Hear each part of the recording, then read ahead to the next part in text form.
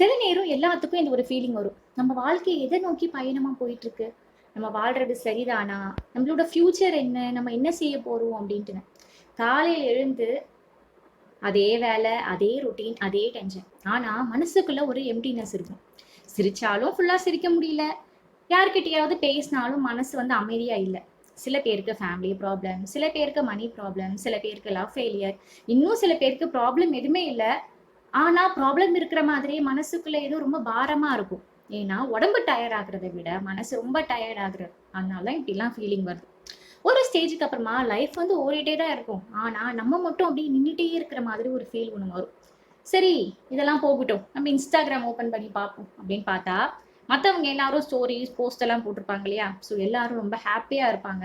சக்சஸா இருப்பாங்க. அவங்க வெளிய போன டிராவல்ஸ் எல்லாமே போடுவாங்க. லவ், மனி இதெல்லாம் பார்த்து நம்ம லைஃப் மட்டும் ஏன் இப்படி இருக்கு அப்படின்னு தோணும். ஆனா ஒரு உண்மை என்னன்னு தெரியுமா? யாரோட லைஃப்மே பெர்ஃபெக்ட் அப்படிங்கிறதெல்லாம் இல்ல. சில பேரு வெளியில சிரிப்பாங்க. ஆனா நைட்டு ரொம்ப தனியா உட்காந்து அழுதுட்டு இருப்பாங்க. சில பேரு ஸ்ட்ராங்கா ஆக்ட் பண்ணுவாங்க. நான் தான் ரொம்ப தைரியசாலி அப்படின்ட்டு. ஆனா உள்ளுக்குள்ள ரொம்ப உடைஞ்சிருப்பாங்க. நம்மளோட வாழ்க்கை ஒரு டைரக்ஷன் இல்லாம போகுது அப்படின்னு தோன்றதுக்கு காரணம் வந்து நம்ம கம்பேர் பண்றதுனால தான். ஸோ அவங்க ஏஜ்ல அவங்க அச்சீவ் பண்ணிட்டாங்க. நான் இன்னும் எதுவும் பண்ணலையே அப்படின்னு நினைக்கிறோம். ஆனா வாழ்க்கை அப்படிங்கிறது ஒரு ரேஸ் ஒண்ணும் கிடையாது.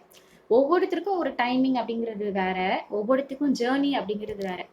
ஒரு விதை ஒண்ணு இருக்குன்னு நினைச்சுக்கோங்க. அது மண்ணுக்குள்ள போட்ட உடனே அடுத்த நாள் அப்படியே மரமா வந்து ஆகிடுமா? அப்படிலாம் இல்ல இல்லையா? முதல்ல அது இருட்டுல தான் இருக்கும். அதுக்கப்புறமா தான் ஸ்லோவா அது வளர்ச்சிய வந்து காமிக்கும். அதே மாதிரி தான் நம்மளோட வாழ்க்கையுமே. ஆனா ஃபியூச்சர் இல்லன்னு அர்த்தம் கிடையாது. சில சமயங்கள்ல கடவுள் வந்து நம்ம லைஃப வந்து ரொம்ப ஸ்லோவா குடுப்பாங்க. அது வந்து பனிஷ்மென்ட் கிடையாது. அது நம்மளுக்கு உண்டான ஒரு பிரிப்பரேஷன் டைம் தான். நம்ம மென்டலா ஸ்ட்ராங் ஆகணும். எதையும் ஹேண்டில் பண்ற அளவுக்கு மெச்சூர் ஆகணும்.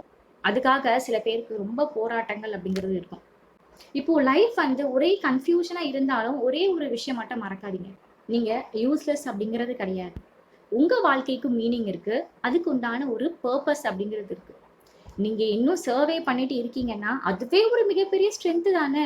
எத்தன வலிகள் இருந்தாலும், இன்னும் எழுந்து டெய்லி லைஃப் ஃபேஸ் பண்ணிடுறீங்க இல்லையா? இது ஒரு சாதாரண விஷயம்லாம் கிடையாது. நீங்க ஒரு சூப்பர் ஹீரோ மாரி. ஒரு நாள் இந்த ஒரு டார்க் ஃபேஸ நெனச்சு நீங்களே ப்ரவுடா ஃபீல் பண்ணுவீங்க. அந்த டைம்ல கூட நான் கிவ் அப் பண்ணல அப்படின்னு உங்களுக்கு தோணும். அதனால வாழ்க்கை எத நோக்கி போகுது அப்படின்லாம் நினைக்காம, இந்த ஒரு விஷயத்த மட்டும் நீங்க வந்து யோசிச்சுக்கோங்க. எப்பவுமே நின்றாதீங்க உங்க வாழ்க்கையில. ஸ்லோவா போங்க. ஆனா முன்னாடி போங்க. ஒரு நாள் உங்க வாழ்க்கை உங்களுக்கே ஒரு ஆன்சர் வந்து சொல்லும். நான் உங்கள் அன்பு தோழி ஆர்ஜே மதி.